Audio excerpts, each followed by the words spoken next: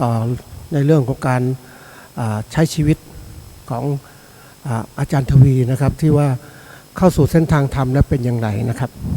อยากให้อาจารย์ตอบขอบคุณครับอาจารย์ครับเมื่อกี้ไมค์อาจจะอยู่ข้างล่างนิดนึง ก็คืออย่างนี้นะครับพอช่วงที่เริ่มทำงานในช่วงชีวิตการทำงานนะแต่ต้นถึงเป็นผู้บริหารเนี่ยก็มันก็มีเริ่มต้นก็เป็นคนที่รู้สึกว่าไม่ค่อยประมาณตนเท่าไหร่พอเริ่มเป็นผู้บริหารก็เริ่มมีความรู้สึกว่าประมาณตนลงมาบ้างแต่ไม่ถึงขนาด 100% นะครับอย่างผมเนี่ยเป็นคนต้อนรับแขกเนี่ยจากต่างประเทศด้วยนะเข้ามาในระบบเรื่องของไฟฟ้าเนี่ยนะครับเราอยู่เชียงใหม่เ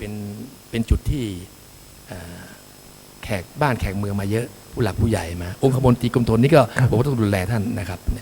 มากันทีนี้เราก็ต้องทำทุกอย่างนะถ้าผู้ใหญ่ก็อีกแบบหนึ่งแบบวัยรุ่นก็อีกแบบหนึ่งแบบนี้ก็แบบแล้วก็เราก็ต้องเป็นคนที่เป็นไปหมดเลยทุกอย่างตีกอล์ฟก็ต้องเป็นเข้าขับเข้าบาร์ก็ต้องเป็นไปร้านอาหารใหญ่ๆก็ต้องเป็นได้ดื่มก็ต้องเป็นนะครับนี่บังเอิญดีอย่างหนึ่งคือดื่มแล้วยัง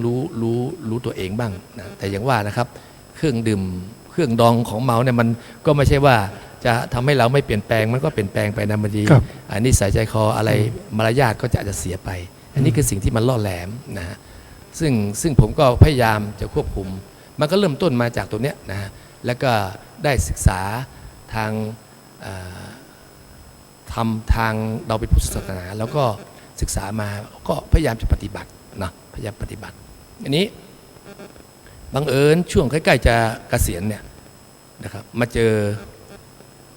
กับหลานถ้าพูดเดี๋ยวขออนุญาตก่อนจะมาเจอหลวงพ่อวิริยังนะที่มาเรียนสมาธิด้วยอันนี้คือมาแบบเต็มรูปแบบเนาะตอนนั้นก็ยังไม่เลิกอะไรนะครับก็ยังมีความรู้สึกยังติดอยู่เรื่องของความสนุกสนานเพลิดเพลินอยู่นะฮะแม่บ้านมาบอกว่าเราควรจะเรียนอะไรที่เป็นเรื่องเป็นราวสักนิดหนึ่งก็ควรจะเริ่มตรงไหนผมก็ไม่รู้จะเริ่มตรงไหนเพราะหลานเป็นพระนะครับเขาบอกว่าให้มาเรียนของหลวงพ่อวิริยังสมาธิเขามีสาขาที่เชียงใหม่ด้วยก็พามาปรากฏว่าพอมาเรียนเนี่ยนะครับตัวผมเองนี่มันเหมือนกับมันไม่เปิดใจมันปิดหมด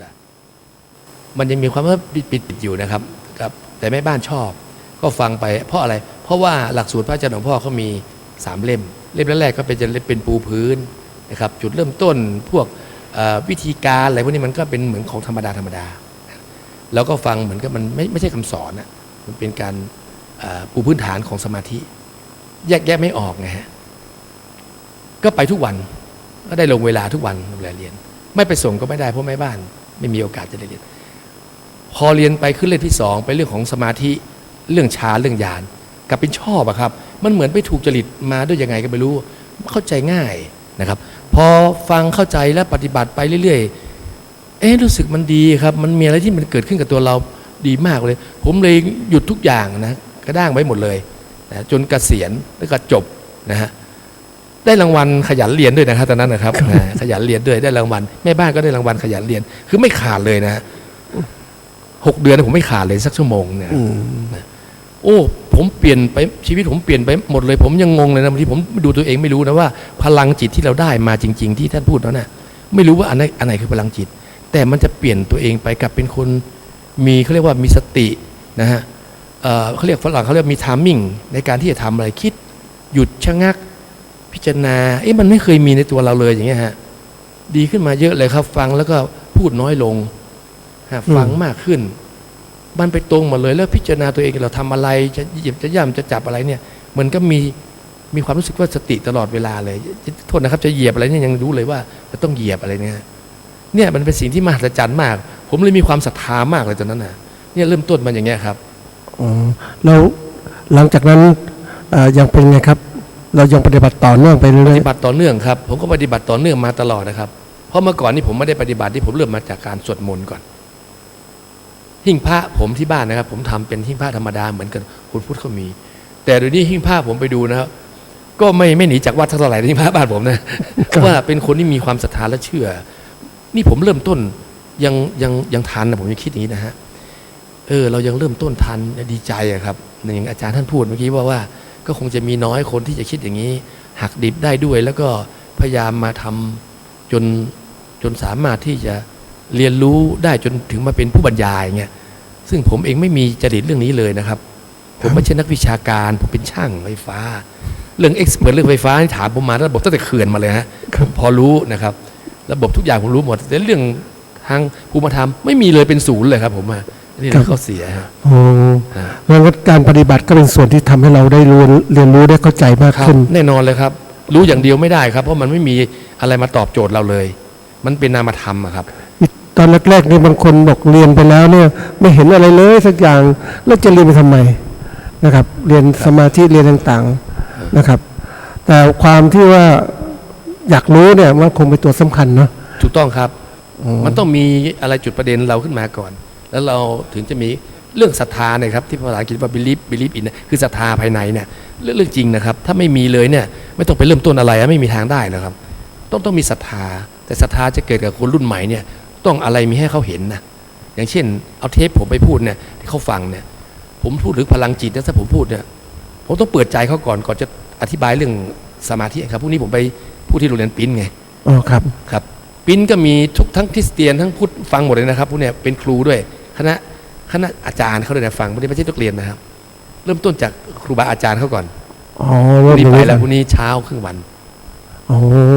จะวิจัดไป ครับ ผมว่าอาจารย์มีครอบครัวที่อบอุ่นและครอบครัวที่ดี ขอบคุณครับ แล้วก็ที่จริงอาจารย์เข้ามาสู่จุดนี้ได้คือภรรยานะครับ ต้องชมภรรยา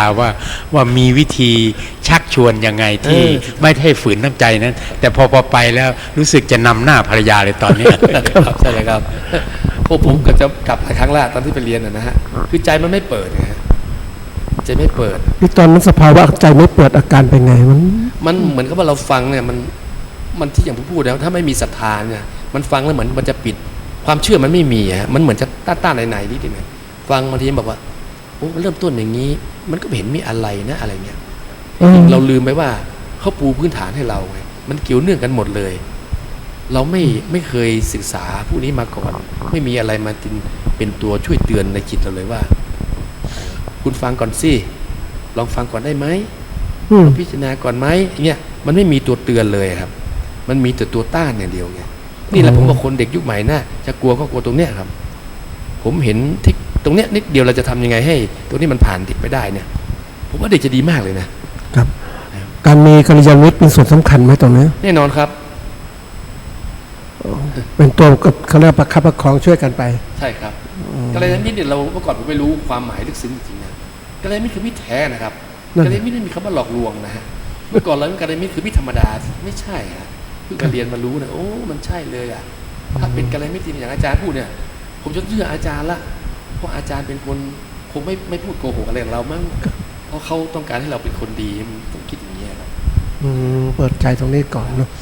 ครับหลังจากไปปฏิบัติแล้วเนี่ยทำสมาธิเพิ่มขึ้นเป็นไงครับในบางสิ่งบางอย่างที่เปลี่ยนแปลงมีทั้งเรียกว่าอะไรบ้างอยากจะให้พูดให้กับคนได้ฟังบ้าง ครับเมื่อก่อนนี้ผมไม่รู้ว่าคนเราเนี่ยองค์ประกอบของการเกิดมานะมันประกอบไปด้วยเบญจขันธ์คือขันธ์ห้าเนาะเราหยิบเอามาแค่กายกับจิตเนี่ยสองอันเนี่ยที่เรามาได้รู้ว่าชัดเจนว่ากายเนี่ยมันเป็นตัวจิตเป็นผู้ควบคุมทุกสิ่งทุกอย่างนะฮะเป็นผู้สั่งการทุกอย่างทำชั่วทำดีก็จิตเป็นคนสั่งเพิ่งมารู้แสดงว่าเราต้องโฟกัสไปที่จิตเมื่อก่อนผมนึกถึงเรื่องของสมาธิผมจะไปนึกถึงเรื่องวิปัสสนา ไปสู่นิพพานต้องไปสู่วิปัสสนาต้องไปเหาะเหินเดินอากาศได้ถอดกายถอดจิตผมไปนึกถึงเรื่องสิ่งมหัศจรรย์หมดเลยจริงคิดมันยาวเกินไปมันไกลเกินไปอย่าถามผมว่ามันไปถึงได้ไหมเพราะถ้าผมเป็นอาจารย์สอนผมว่ามันไปถึงได้ แต่จะให้ผมยืนยันไม่ได้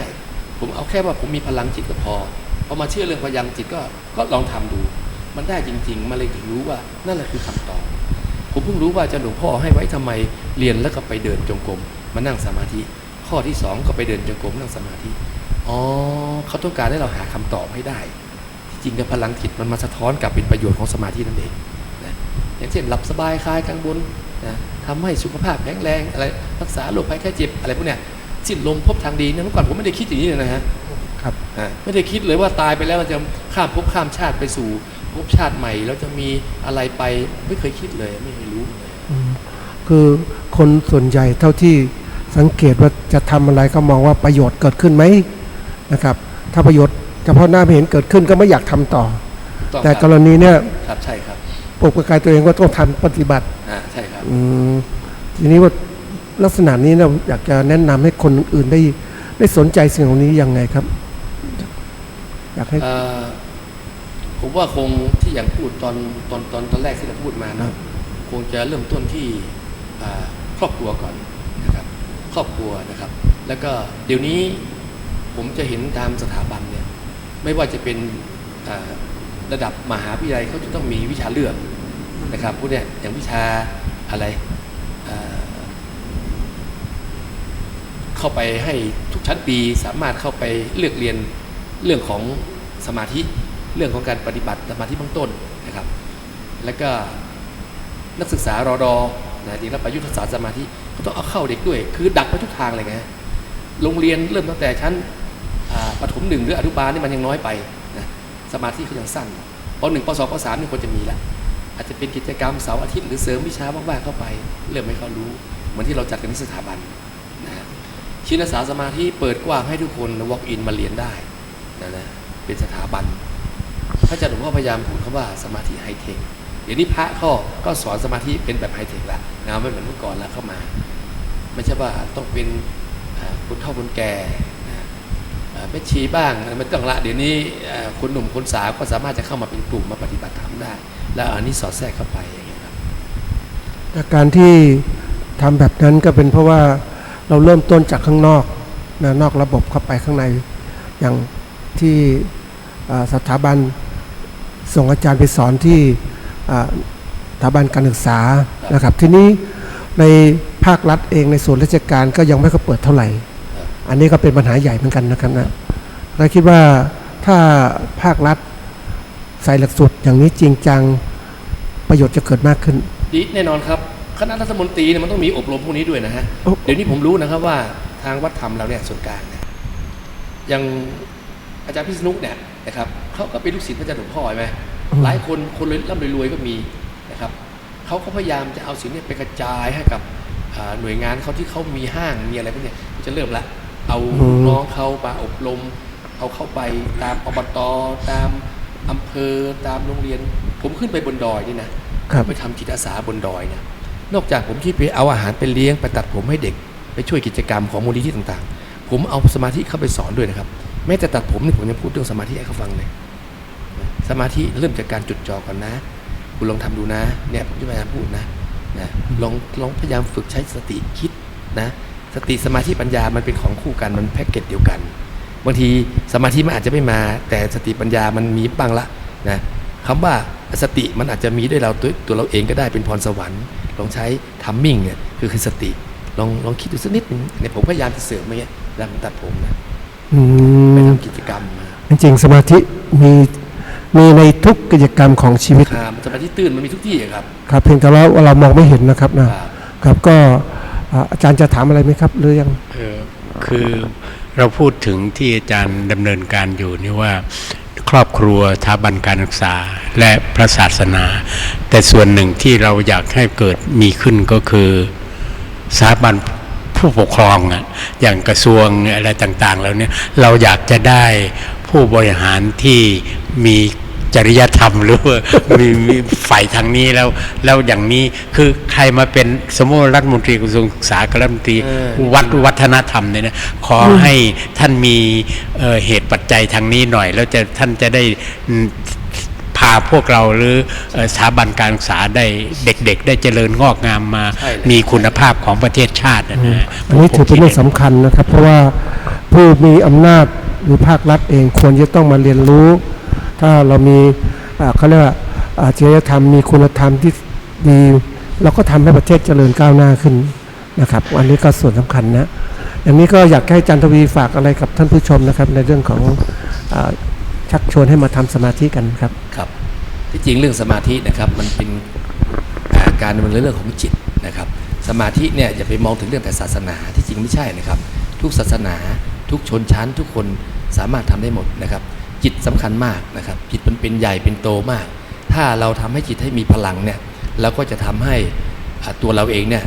ทำอะไรหรือจะมีอะไรก็แล้วแต่เนี่ยมันจะทำให้เราเนี่ยทำได้ประสบความสำเร็จนะฮะแล้วก็มันครอบคลุมหลายๆอย่างดูแลเราหลายๆอย่างฉะนั้นผมอยากจะฝากไว้ว่า